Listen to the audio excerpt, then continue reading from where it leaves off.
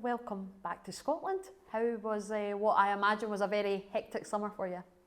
Thank you. Loving being back, and it was busy to say the least, yes.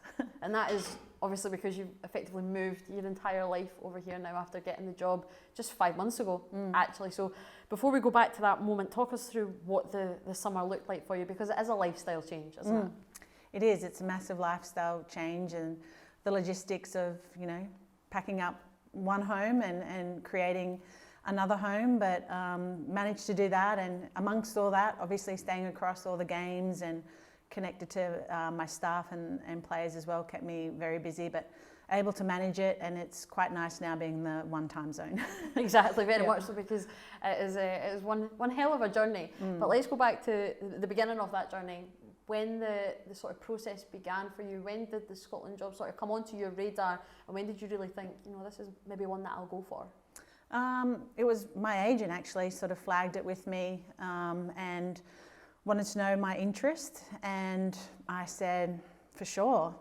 What a team to consider to potentially be a part of, and then my name was put into the process, or my expression of interest put forward, and then I was shortlisted and was contacted to start the process. And the more and more the process went on, and I got to know the people leading the process, it became very clear that this was just the project for me, and something I would be very passionate about, and I'm glad it worked out for the good. Absolutely. Where did that interest stem from then? Because I remember Scotland facing Australia down in London a couple of years ago in that friendly. I remember Nicola Doherty's goal from miles out. She certainly never scored one like that again. Yeah. But she might. She might, hope so. Where did that interest for you stem from? It's a really good question. I don't think there was a specific point, but funnily enough, I was going through a process of writing things down that I wanted to be and have from 2025 onwards, and one of those things I'd written down was that I wanted to be the head coach of a SWNT team, and that in my head at the time meant senior women's national team, but you look back and it could have meant Scotland women's national team. The opportunity was flagged with me by my agent, and it just seemed all the stars were aligning, and it was when he really said, they're serious about it. Would you consider being part of the process? And after talking with my family, I was like, yeah, this is something I really, really want. So obviously then I remembered that moment and that game, and I know a lot of the Scottish players as well, just from monitoring out the Australian players in the different leagues, and yeah, I couldn't be happier now that I'm here. It's quite spooky, isn't it? It is. That doesn't happen normally. Yeah. I don't know, lots of little things. My daughter was born in August. Her name's Mackenzie, a strong Scottish name, and there's just so many things that seem coincidental, but it's all worked out, and it really feels like home now, and I'm excited for what's ahead. Like you said, that initial writing down of SWNT was for a senior women's national team position. You spent the best part of 10 years with Australia, the latter 5 as an assistant. What have you learnt during that time where you packed so much in? But what are you bringing from that role into now? I think the key thing that aligns with the objectives outlined by the Scottish FA is the major tournament experience, and what it takes to plan and prepare for those moments. And I'm taking all of those learnings and the learnings from staff that I'm working with as well, and all their different experiences to plan and prepare for us to be in the best position possible to qualify for that tournament. You mentioned that major tournament experience. You had the privilege really of having that home World Cup just a couple of years ago, but before that I really want to go into the Olympics and what goes into that, because it is something different when it comes to football, isn't it? But a fantastic run for Australia.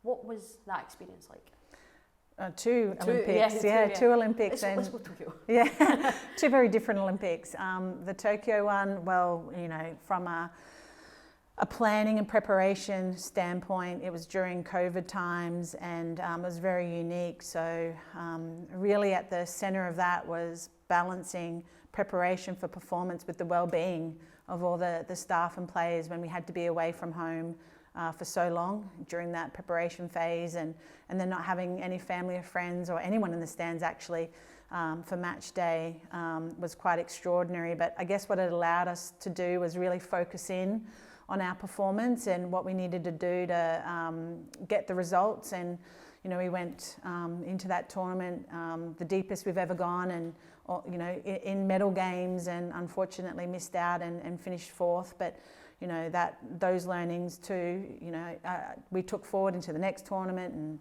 and subsequent tournaments. So we've always looked at what we've done, reviewed, and tried to take learnings into the next cycle. We always speak about in Scotland really that when we reached the 2017 Euros, 2019 World Cup, the impact that then had on young girls in this country.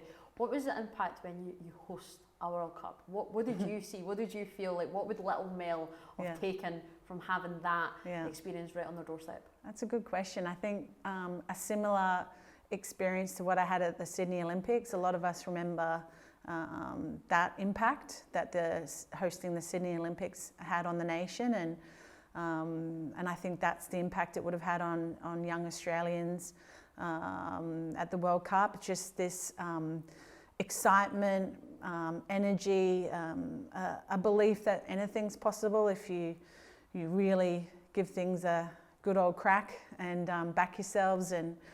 And I think that's probably the biggest impact that we've seen. And as a result, participation rates have gone through the roof locally, domestically in Australia, especially in the girls' game. So we've seen that flow in to actual numbers and more players playing the game. And that's something obviously you're going to try and bring across here as well. What you did also do and done very well in Australia was the under-23s, having the inception of that and really growing it. How important is growth pathways, development for you coming into this role now as well? It's extraordinarily important. I'm very proud to have established that program with Football Australia, and I can see all the work that's been done here with Mick and the Federation to do the same. And it was actually one of our first internationals, the Australian under-23s that I was leading against Scotland in Italy. So there's another connection, just to make a detour there.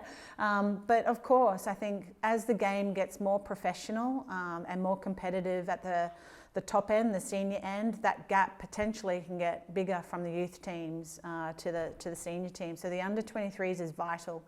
The men's have under-21s and Olympic teams. We need to have something for our female athletes to bridge that gap, and I think the under-23s is the perfect answer and why we need to invest in it and continue to support that program. You're talking about there the development and having that sort of that clear structure really.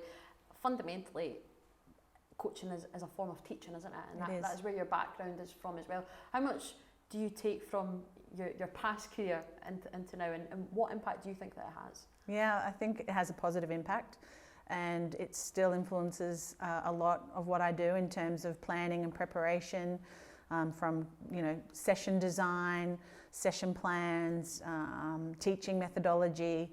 It all flows in, and I think the biggest thing is development. I think as an individual, I'm still developing. I think humans are constantly developing, and that's the greatest opportunity that I have with this team, is to really embrace their growth mindset, and together with their motivation, their hunger and drive to help them to achieve what they want. And I think that comes hand in hand with my background as a teacher.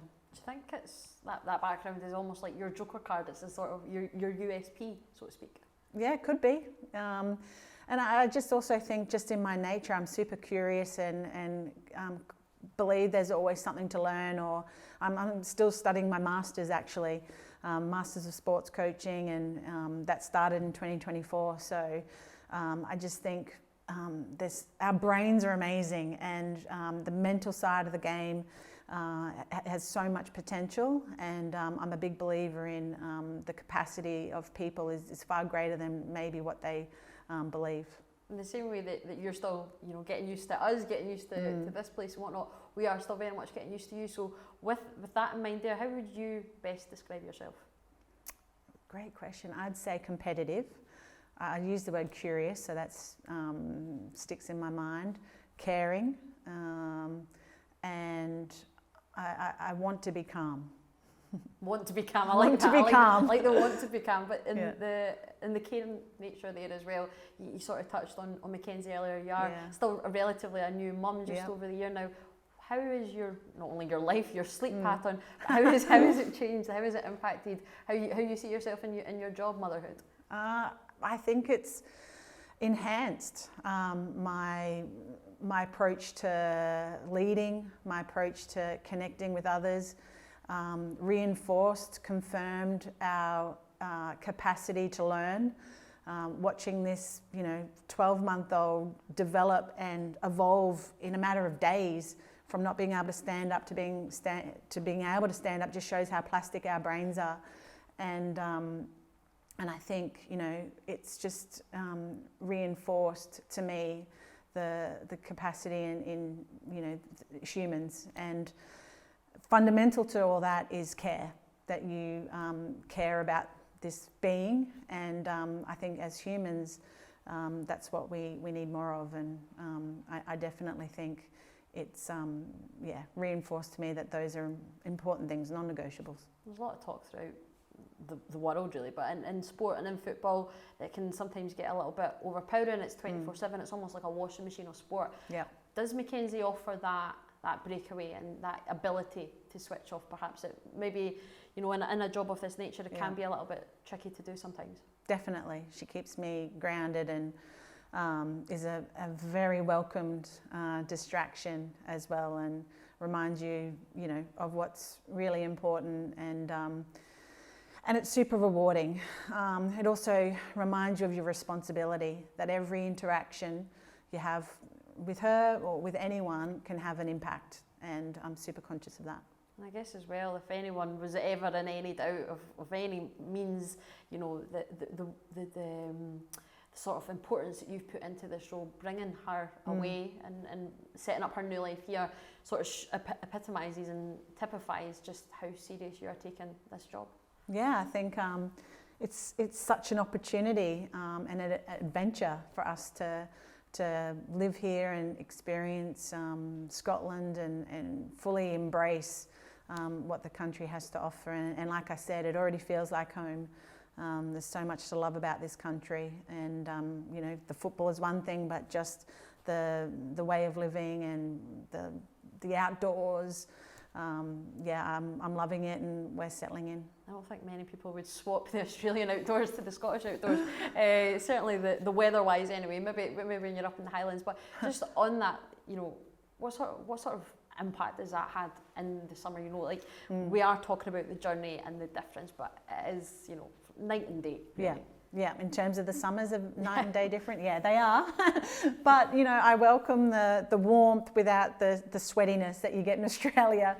It can be quite steamy through the summer, and the temperatures are quite high. But, the summer that I had here in Scotland was, quite enjoyable, and we got around to see different things on our travels. You speak about making this place home. It'll be a much happier home if you can get Scotland back to a World Cup, and I'm not just putting that on you right away, but you know that right now is the ambition, really, isn't it? It's the first goal, it's the first target. Mm-hmm. Let's get into that. We know you've only had one camp, again, not piling the pressure on, but what do you see, what do you feel as somebody who's seen what it takes to be a team at a World Cup? What do you see in the squad that can get Scotland there? What I see is the quality players that we have, the depth that we're building and looking at to make sure we have a strong 23, because that's what you need going into a tournament, so that you can maximise recovery and performance all at the same time.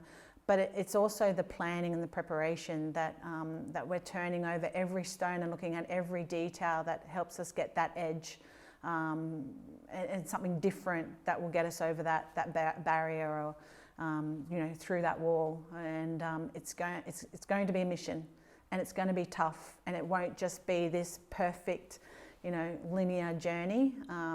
It's something that we want, but we have to earn it, and it's, you know, I think everyone's up for the challenge. Does it excite you, that challenge? Yeah, I think my whole history has been, you know, sort of that back up against the wall, you know, let's do it, and, you know, I think I thrive in these situations.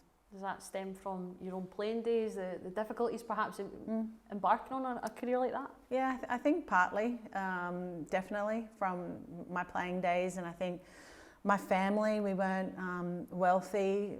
My dad worked 4 jobs, you know, to put us through school, so, you know, things were tough, but it was all about working hard and effort. Yeah, and then, you know, when you're a coach and you're not a former national team player, and a female as well, that is a challenge in itself, and I was always, you know, I had to prove through my actions and my delivery that I was worthy, and, you know, just within me that I was worthy. So all those things, you know, I think have led me to this path that I've had to fight for everything, and I've earned everything, and that's, you know, in my nature as well. Was there a moment that you felt, in your own words, worthy? Was there a moment that you felt everything has ticked now, everything has clicked, I am now getting the appreciation that my efforts deserve? Yeah, that's a good question. I think it's just, as you grow and develop, you become more just confident and comfortable in yourself, and I think that was just a journey of a young Mel, you know, 10 years or so ago that she had to go through. And then you build on experiences and exposed to different situations, and you know you can deliver, and you know you can perform, and you're capable. It's just waiting for that opportunity, and yeah, I think that's how I'd sum it up, a bank of experiences that just gives you that belief. That day that you got announced as Scotland head coach, the day that you first walked into Hampden and you had the scarf above the head, Yeah. It was a sunny day, thankfully. Yes. What would young Mel have said about that moment if she knew it was coming? She would have said, enjoy it, you've earned it, now go for it. So you're going to go for it? Yep, going for it. We are on the cusp really of 2 sets of friendlies, two camps of friendlies. What are you hoping to get out of this with that World Cup ambition in mind next year? Yeah, I think going back to what we mentioned earlier, looking at a lot of different things, including our preparation and processes of, you know, being exposed to that kind of travel and playing away against a tough opposition. Morocco finished second in the WAFCON, so that's going to be tough in itself. You know, for me, I think it's gaining a player, someone who can, you know, help us in 2026, but also, you know, gain more understanding of this team and where we are and who we want to be moving forward as well. It'd be totally remiss of me as well, given our location, if I didn't mention Dunfermline when you will Yes. be back here in a couple of weeks' time. What do you make of the city? It's very beautiful, historic. Yeah, I think it's exciting to be here and been at a local school already, and the kids are super excited. Down at a local cafe, and the owner there was like, want to come to the game? How do we get there? We left some information there, so I sense an excitement, and hopefully that grows over the coming days with more promotion of the game. And I just, you know, want all the Scots to be there and in the stand supporting us, like we saw last night with the boys playing and getting a good result. On that, actually, you were at Hampden. What sort of impact or influence, and do you hope that, you know, as a successful men's team, I actually don't think at all really, the men's team and the women's team have sort of been successful in sequence, it's sort of been at peaks and troughs. Can that have, you know, that energy that we saw at Hampden on Thursday night can have coming into a women's international camp? I think it all helps. I think what I've learned is Scotland and Scottish people are very proud, very patriotic, and while we're 2 teams, I want to remind everyone we're one nation. So you've shown your passion and your support for our excellent men's, and do the same for your women, because they're going to do you proud, and we need you in the stands, because that passion and energy, it will just smother the opposition, and you know, it will give us that extra edge as well, I think, if the stands are full. Yeah, just shortly going to go and check out East End Park, where Switzerland will be coming in a couple of weeks' time. And as you mentioned earlier today, you have been going around local schools and whatnot. Going back to what you said about the growth and development and that impact that you made in Football Australia, trying to bring it to the Scottish FA. Days like today, you know, outside of when you're on the grass, of course every coach wants to be on the grass, but do you take a privilege in getting to do what you've just done today? Oh, it's a massive privilege. I mean, I'm honoured to get to do this and try to promote the game and essentially try to get more people excited by it and leave the game in a better place by, you know, inspiring young girls, young boys to get there and showing them that anything's possible. So I feel super privileged to play a small part in that. Your description of yourself was competitive, curious, and caring. What would your description be if anyone didn't know right now what Scotland women's national team? How do you describe them right now? Gutsy, gritty, well, competitive. Helpful. Yes. Yeah, and together, very strongly together, united.